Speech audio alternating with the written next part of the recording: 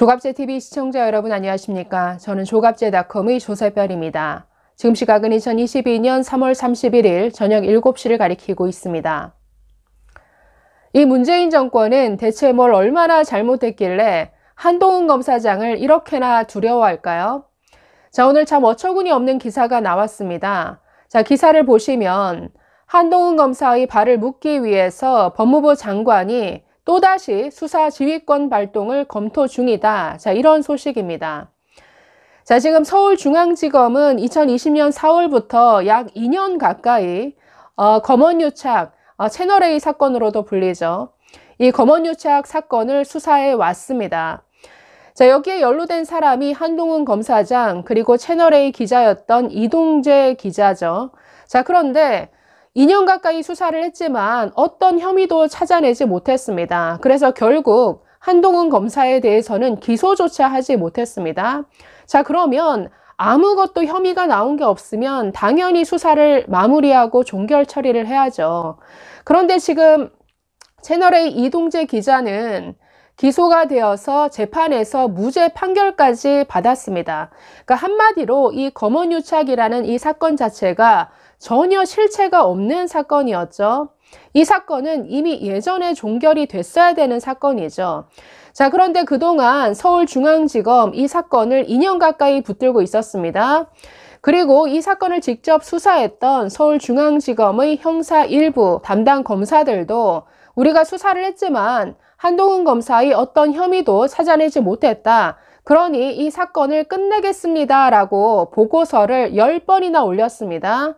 그런데도 전임자인 이성윤 전 중앙지검장으로부터 현직인 이정수 중앙지검장까지 이 검찰 지휘부가 이 보고서를 묵살하고 결재 처리를 하지 않고 있습니다. 그래서 지금 이 사건이 종결 처리되지 않고 계속 지연이 되고 있는데 이건 한마디로 한동훈 검사에 대한 정말 무지막지한 인권 유린이죠. 아니, 어떤 사람이 고발을 당해서 지금 검찰에서 수사를 하고 있는데 어떤 혐의나 증거가 없음에도 불구하고 사건을 끝내지 않고 몇 년 동안 계속 이 사건을 가져간다?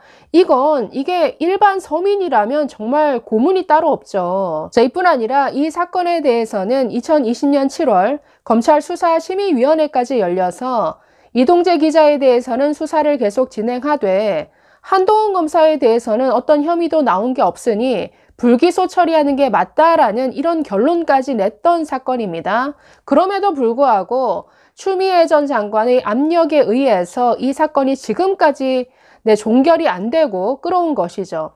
자, 그런데 이 정말 40일을 앞둔 이 정권 말 박범계 법무부 장관이 또다시 수사 지휘권을 발동해서 이 검언유착 사건을 마무리 짓지 못하도록 지금 이런 지휘권을 발동하겠다 검토 중이라고 합니다. 얼마나 기가 막힙니까? 사실 이 검언유착 정말 실체도 없는 사건을 가지고 윤석열 당시 검찰총장 그리고 한동훈 검사장을 한마디로 날리기 위해서 이 정권이 얼마나 무리를 해왔습니까? 역대 한 번 발동이 됐었던 이 수사 지휘권이 이 정부 들어서 몇 번이나 발동이 됐습니다. 추미애 전 장관, 이 사건에 대해서 검찰총장이 어떤 지휘도 하지 못하도록 윤석열 당시 검찰총장의 수사 지휘권을 뺏는 이런 지휘권을 발동을 했죠. 자, 그런데 이제 와서는 이 사건에 대해서 검찰총장의 수사 지휘권을 다시금 회복시키는 이런 지휘권을 발동하겠다라고 합니다. 그 목적은 무엇이냐? 자, 지금 그 담당 수사팀이 이 사건에 대해서 무혐의 처리하겠습니다라고 지금 11번째 결재를 올렸다라고 합니다. 자, 그러면 그 지휘 라인에 있는 이정수 서울중앙지검장이 결재 처리하면 그걸로 사건은 끝인 거죠. 자, 그런데 그렇게 될 것 같으니까 그거를 막거나 또는 지연시키기 위해서 이 사건에 대해서는 검찰총장, 김호수 검찰총장이 지휘를 하라라고 다시금 수사 지휘권을 발동을 하겠다. 이게 얼마나 참 코미디 같은 일입니까? 자, 그래서 지금 이걸 검토하고 있다라고 하는데 법무부 안에서 적잖이 반발이 있을 것 같습니다. 그래서 실제 이 지휘권 발동으로 이어질지는 좀 두고 봐야 할 것 같습니다. 자, 여권에서 제기했던 검언유착 사건은 이런 내용이었죠. 한동훈 검사와 채널A 이동재 기자가 서로 공모해서 이 유시민 씨를 신라젠 사건에 엮기 위해 감옥에 있던 이철 신라젠 대주주에게 뭔가 압력을 가했다. 협박을 했다. 자, 이런 의혹 제기였습니다. 자, 그런데 지금까지 공개된 녹취록을 아무리 살펴봐도 이 한동훈 검사는 나는 유시민 같은 사람한테 전혀 관심이 없다. 그리고 이 무죄 판결을 받은 이동재 기자도 그저 취재 의혹이 과했을 뿐이다. 그런 아무런 실체도 없는 사건으로 결론 났을 뿐입니다. 오히려 이것은 검언유착 사건이 아니라 뭔가 한동훈을 함정에 빠뜨리기 위해서 여권에서 공작을 벌인 정원유착 사건이 아니냐. 자, 이 문제를 처음 터뜨렸던 MBC, 즉 MBC와 이 제보자 지모 씨가 서로 짜고, 그리고 이 판을 만들었던 여권의 최강욱 의원, 황희석, 이런 사람들이 서로 공모해서 이건 그 한동훈 검사를 함정에 빠뜨리기 위해서 공작을 벌인 것이다. 이런 의혹이 훨씬 더 짙어지는 이런 결과를 낳았습니다. 자, 어쨌든 이 문재인 정권이 이렇게 무리수를 두면서까지 한동훈의 발을 묶어 두려고 하는 걸 보니 참 한동훈이라는 검사가 무섭긴 무서운가 봅니다. 그만큼 능력자인 거를 자신들도 잘 아나 보죠. 제가 한동훈 검사에 대해서 참 지난번 영상에서 한번 소개해 드린 게 있는데 사실 검찰들 사이에서도 천재라고 불리우는 정말 능력자인 것 같습니다.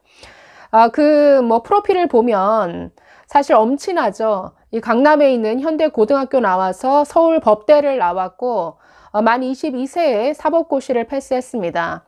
그 이후에도 콜롬비아 대학에서 또 공부를 하기도 했고, 그 이후에 검찰에 발령받은 이후에는 거의 법무부, 청와대, 대검, 서울중앙지검 여기만 돌아다녔습니다. 그리고 아주 굵직굵직한 주요 사건들을 다 맡아 처리했었죠. 적폐수사뿐만 아니라 금융범죄 사건도 굉장히 많이 처리를 했는데 SK 분식회계 사건이라든가 현대자동차, 그래서 대기업 총수들을 줄줄이 구속시켰던 장본인이죠.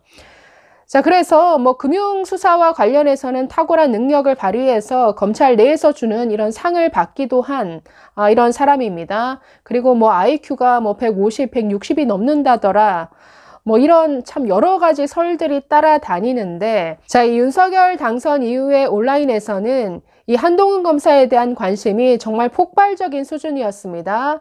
그래서 한동훈의 어록, 프로필, 그의 페이스북 게시물까지 아주 화제가 됐었는데, 한마디로 기대감이겠죠.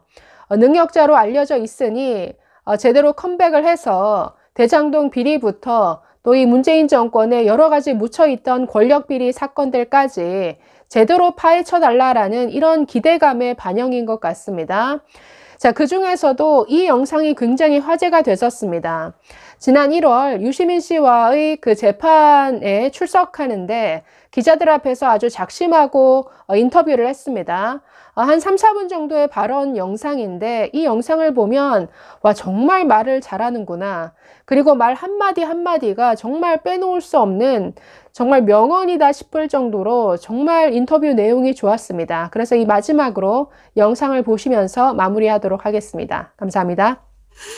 2년 반 전에 조국 수사가 시작됐을 때 유시민 씨가 갑자기 제가 자기 계좌 추적을 했다는 황당한 거짓말을 하기 시작했습니다. 그렇게 시작된 거짓말이 1년 넘게 계속됐고 권력과 그 추종자들에 의해서 확대 재생산됐습니다. 조국 수사 등 자기 편 권력비리 수사를 막고 저에게 보복하기 위한 목적이었다고 저는 생각합니다. 그 후 저는 4번 좌천당하고 2번 압수수색을 당하고 사적인 동선은 CCTV로 사찰당하고 그리고 후배 검사로부터 독직 폭행을 당했습니다. 저와 제 가족 그리고 주변에 있는 사람들이 통신 사찰을 당했습니다. 물론 저는 유시민 씨나 노무현 재단에 대해서 계좌 추적을 한 사실이 전혀 없습니다. 그러나 우선 분명히 해둘 것은 유시민 씨든 그 누구든 간에 죄가 있으면 법에 따라 수사하는 것이 민주주의고 법치주의라는 점입니다. 유시민 씨나 지금 이 권력자들은 마치 자기들은 무슨 짓을 해도 절대 수사하면 안 되는 초헌법적인 특권 계급이냐 행동했습니다.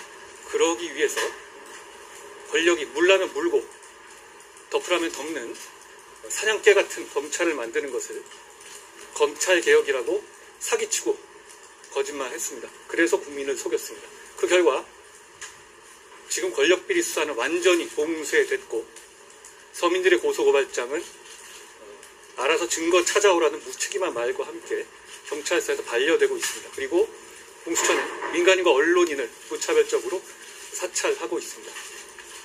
있지도 않은 자기 계좌 추적에는 1년 반 동안 그렇게 공개적으로 분노하던 유시민 씨가 정작 전 국민을 불안에 떨게 하는 민간인 사찰에 대해서는 아무 말도 하지 않습니다.